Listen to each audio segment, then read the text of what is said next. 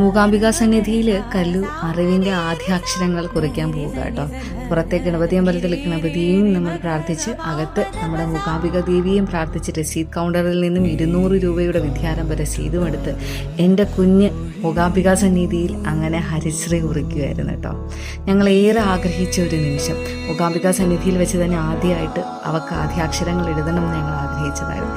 ഇനി ദേവി അനുഗ്രഹിച്ച് അവൾ ഉയരങ്ങളിലേക്ക് അറിവിൻ്റെ ഉയരങ്ങളിലെത്തട്ടെ എന്നൊരു പ്രാർത്ഥന മാത്രമേ ഞങ്ങൾക്ക്. അങ്ങനെ വിദ്യാരംഭ ചടങ്ങുകളെല്ലാം കഴിഞ്ഞ് ഞങ്ങൾ 9:30 ആയപ്പോഴേക്കും അമ്പലത്തിൽ നിന്ന് ഇറങ്ങി കേട്ടോ.